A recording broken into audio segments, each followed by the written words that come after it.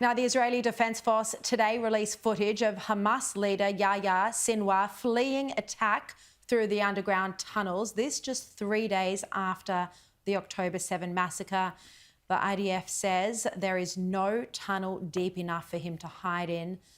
Michael Danby, what is your prediction here? That is clearly a warning from Israel that it feels confident that it will be able to capture the Hamas leader. It's my assessment, it's not the Israeli assessment, necessarily, that Israel won't win unless Sinwar and Deif are killed. So your drawing attention to that is very apt, Shari. But we've got nearly the whole world, including David Cameron, the British Tory foreign minister, The Guardian here, Crikey, all of them saying, oh, they can't go into Rafah. I mean, imagine these people telling Monty, standing on the Rhine, oh, we can't drive into Berlin. We're too scared of what will happen to German civilians. It's a war. It's an existential war. They are fighting for their existence. Hamas has promised to do October 7 again and again and again. And I don't care whether Eric Beecher at Crikey or Lenore Taylor at The Guardian can't understand it. I'm so pleased the Israelis are in control of their own destiny themselves. They have to be careful of civilians. They have to have humanitarian corridors. They have to listen to the International Court of Justice. But above all, they have to defend themselves against this kind of barbaric behaviour of Hamas. Michael, we also read in the Daily Telegraph today that a Sydney mum is terrified to leave her home. She's worried about the safety of her infant daughter because her personal details were published online by these aggressive pro-Palestinian activists. She's already received hate messages, swastikas embedded in them, calling her a cancer, referring to her daughter. I mean, Michael, this is just happening to so many everyday Australians who don't have a public profile and who don't deserve this.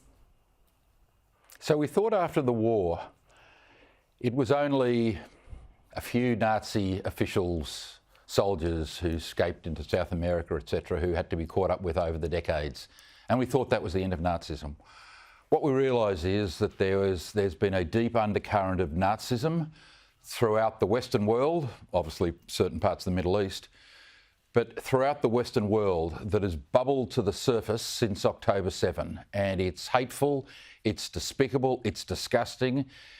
And what we need after the war is over and after Israel have defeated these Palestinian savages is probably for the world leaders of the democratic world, or their attorneys general at least, to get together to say, listen, there has to be worldwide legislation, pressure the UN, etc. But there has to be worldwide uniform legislation to stop this Jew hatred ever happening again. And in Australia, Shari, these anti-doxing laws should be retrospective.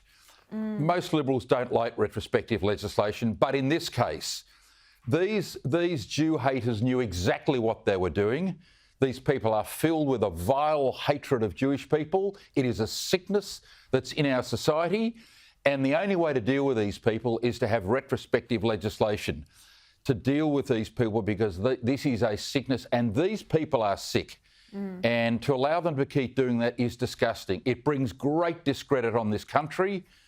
We are the cancer amongst Western nations with America and Britain because of these anti-Semitic Jewish hatred demonstrations where people have called for the annihilation of Jews. So, anti-doxing legislation needs to be brought in, and it needs to be immediate, federal and state, and it needs to be retrospective. Yeah, well, completely agree with you. I don't think we have any hope in it being retrospective, if only. And if only they could bring the laws in soon. We wait and see. Michael Kroger. And let's hope, Shari, that they can use the existing laws, 18C, apprehended violence orders. The police should be arresting people for incitement. That preacher you showed, the police should go and interview him and do it publicly, so it scares the rest of those people who are saying the same kind of things.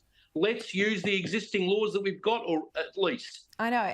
It feels like there's something we're all missing, because police, no one are using the laws that are available to them, and they just keep talking about bringing in new legislation.